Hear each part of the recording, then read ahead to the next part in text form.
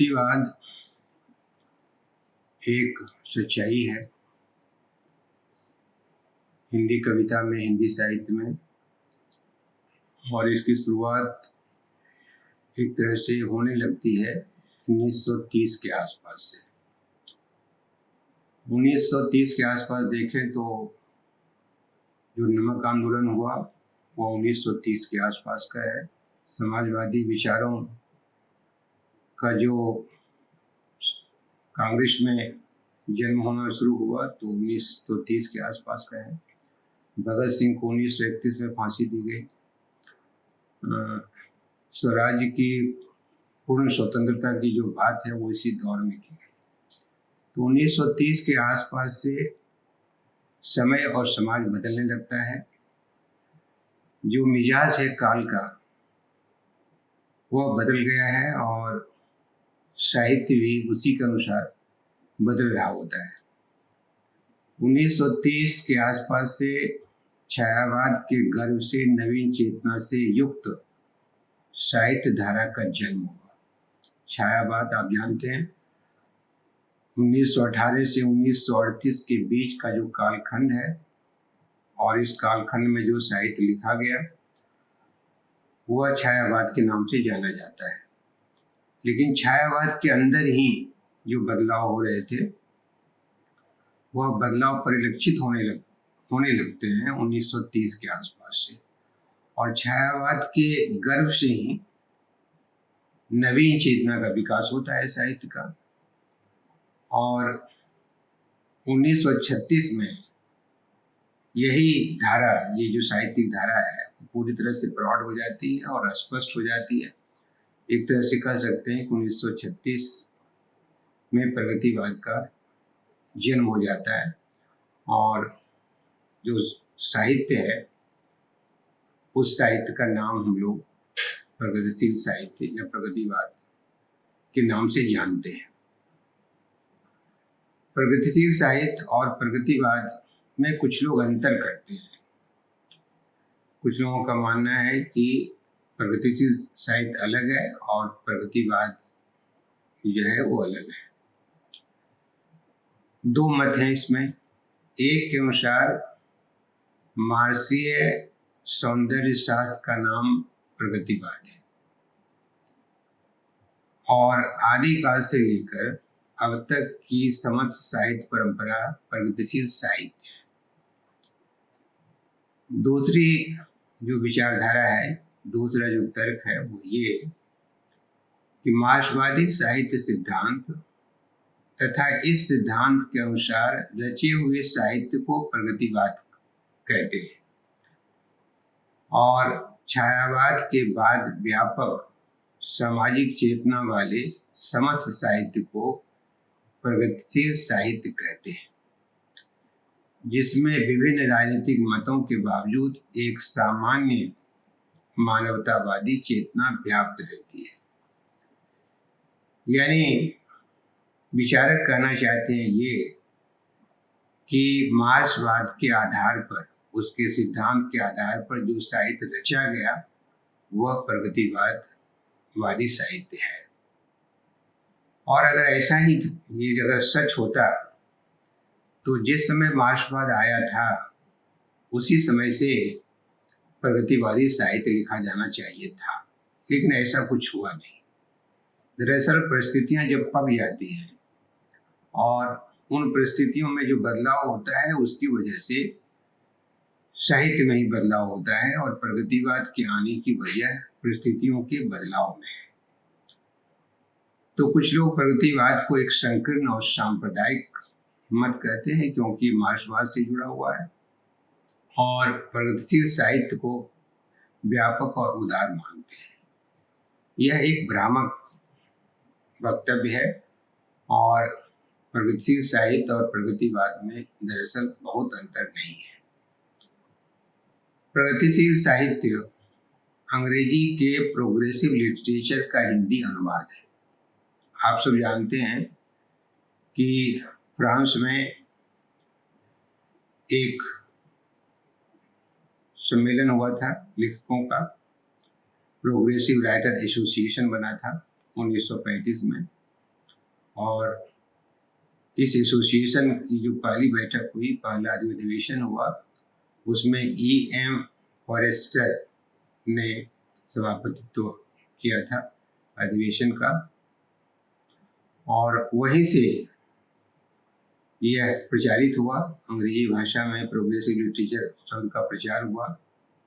भारत में इसकी एक शाखा खोली गई, और शाखा खोलने के क्रम में सज्जाद जहीर और डॉक्टर मुल्कराज आनंद ने काफ़ी प्रयास किया था।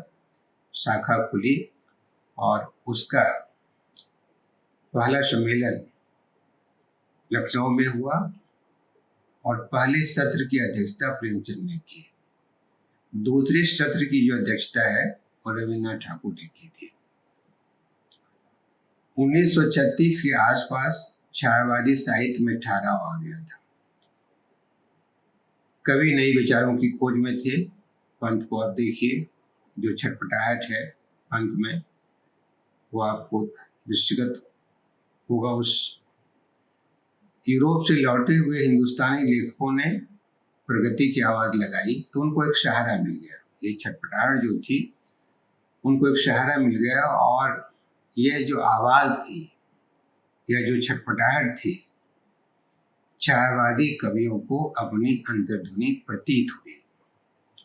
पंत ने तो युगांत नामक एक काव्य ही लिख दिया, और वो युगवाणी की ओर चल पड़े। युगवाणी का आधार मार्क्सवादी साहित्य है। मार्क्सवाद से प्रभावित जो काव्य ग्रंथ है वो युगवाणी है। देर सवेर निराला और महादेवी में भी अंतर दिखा। वैसे निराला शुरुआती दौर से ही बहुजीवन की छवि का चित्रण कर रहे थे, उसको गिर रहे थे। उपन्यास, जो प्रेमचंद का जो उपन्यास आता है, तो उपन्यास में तो सामाजिक यथार्थ ही उसका विषय हुआ करता था, और इसलिए अध्यक्ष पद से प्रेमचंद ने घोषणा भी की कि लेखक स्वभावतः प्रगतिशील ही होता है।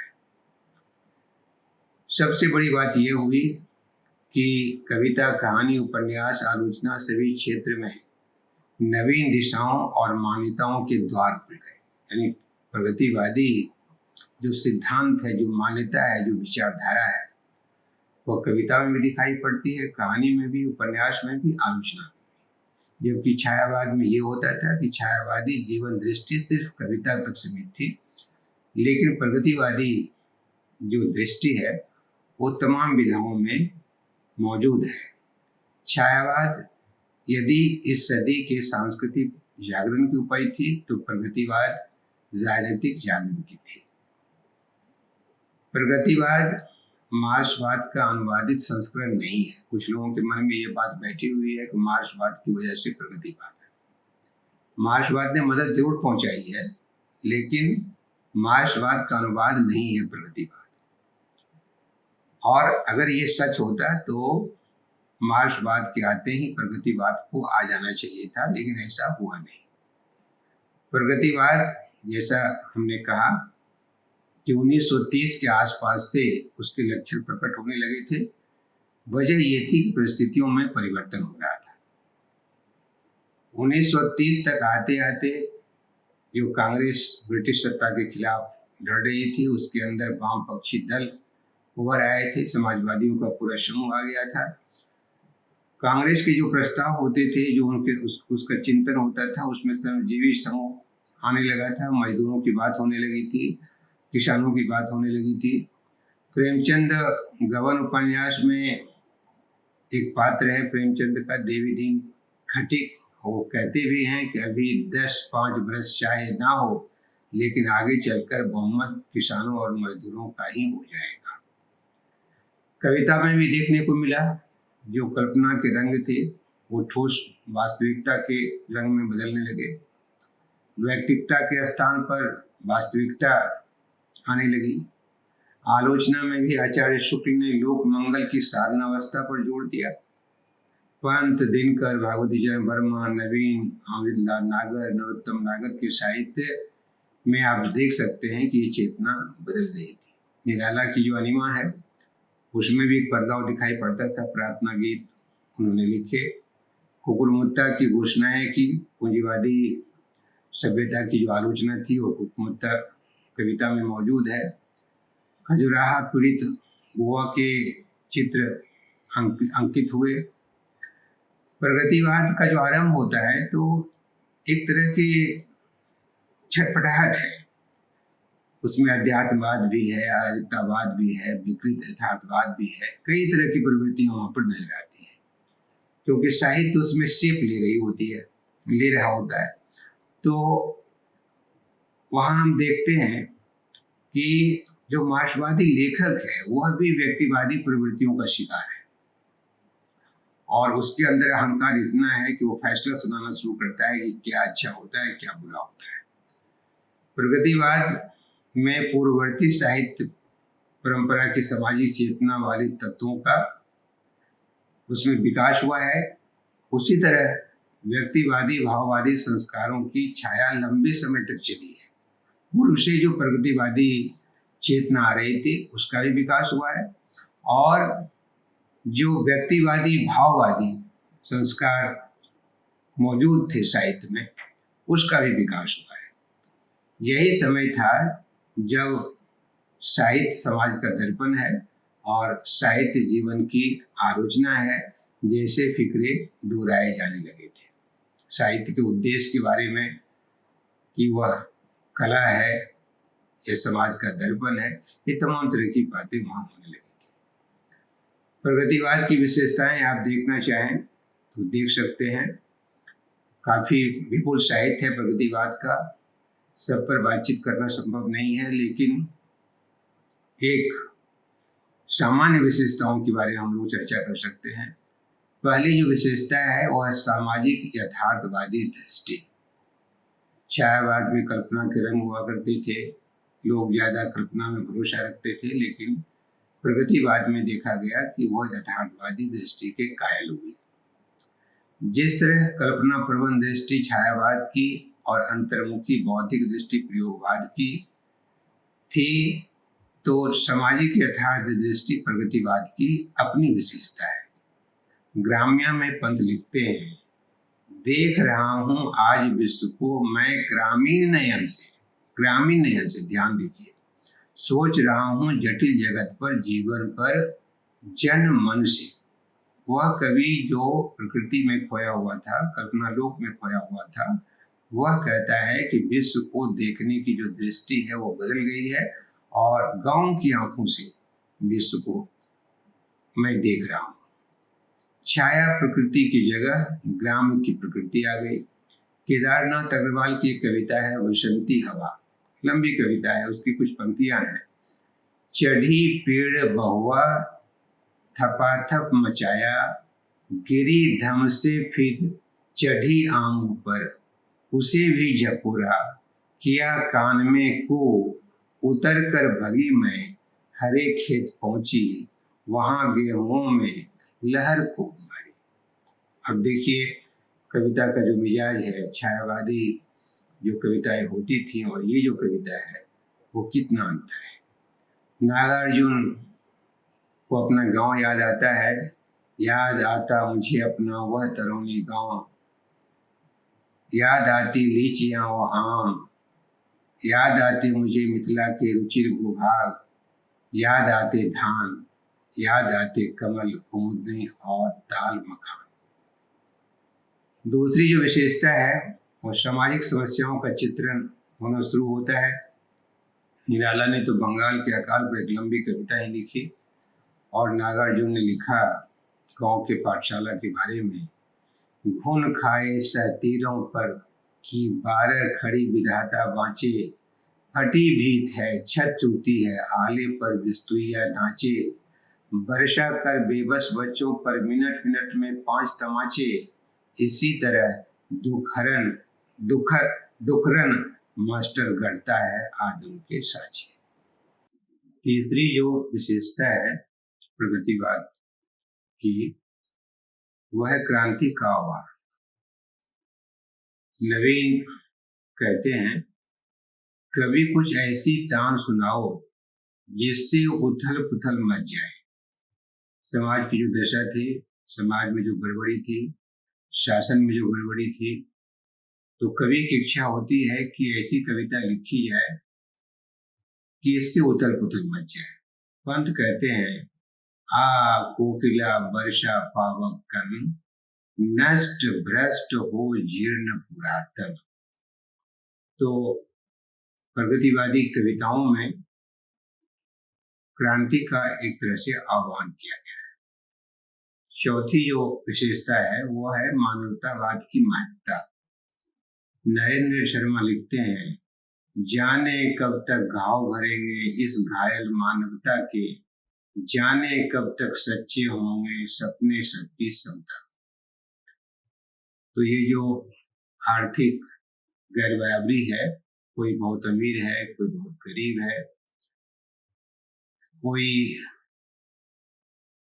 कमजोर जाति का है, निम्न जाति का है, कोई उच्च जाति का है, सामाजिक जो गैर बराबरी है, जो आर्थिक गैर बराबरी है, तो कवि के मन में ये आता है कि समता का राज्य होना चाहिए। तो समता का राज्य होगा तो मानवतावाद में ही संभव है। शोषकों के प्रति रोष दिखाई पड़ता है इनकी कविताओं में।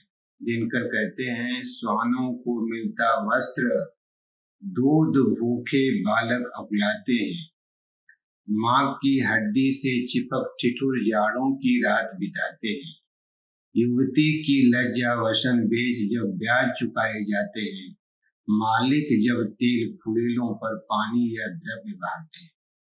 तो ये दशा थी, जो शोषक थे वे समाज का शोषण कर रहे थे, अपना घर भर रहे थे। तो कवियों में एक तरह का रोष है शोषकों के प्रति। छठी जो विशेषता है वह शोषितों के प्रति सहानुभूति। जो शोषित लोग हैं, जो दमित हैं, तो उनके प्रति एक सहानुभूति है। शिव मंगल सिंह सुमन कहते हैं, विस्तृत पथ है मेरे आगे, उस पर ही मुझको चलना है, चिर शोषित असहायों के संग अत्याचारों को दलना है। इस दौर के जो कवि हुए, मुख्य निराला में ये प्रवृत्ति पाई जाती है, प्रगतिवादी चेतना पाई जाती है। पंत में, सुमित्रानंद पंत में, केदारनाथ अग्रवाल में, नागार्जुन, रामविलास शर्मा, शिवमंगल सिंह सुमन, रांगे राघव, त्रिलोचन शास्त्री, शील, महेंद्र भटनागर, मुक्तिबोध, अंचल, भवानी प्रसाद मिश्र, मिर्जा कुमार माथुर आदि कवियों में प्रगतिवादी चेतना और इस चेतना के काव्य पाए जाते हैं। प्रगतिवाद की जितनी आलोचना कर लें, यह एक सच है कि हिंदी साहित्य में प्रगतिवाद की एक ऐतिहासिक भूमिका रही है। जिस समय साहित्य की चेतना पतनोन्मुख थी, उस वक्त प्रगतिवाद ने उसे संभाला और साहित्य को यथार्थपरक बनाया। उसने समस्त चेतना को झकझोरने का काम किया। उसने काव्य को व्यक्तिवादी यथार्थ के बंद कमरे से निकालकर जनजीवन के बीच प्रवाहित किया और एक नया सौंदर्य शास्त्र विकसित किया। तो एक ऐतिहासिक भूमिका है प्रगतिवाद की। आज हम लोगों ने प्रगतिवाद पर बातचीत की, आगे प्रयोगवाद और नई कविता पर बात करेंगे। आप सब जुड़े हुए हैं हम लोगों से, वीडियो देख रहे हैं, प्रतिक्रिया दे रहे हैं, आपको धन्यवाद, आपको बार बार धन्यवाद।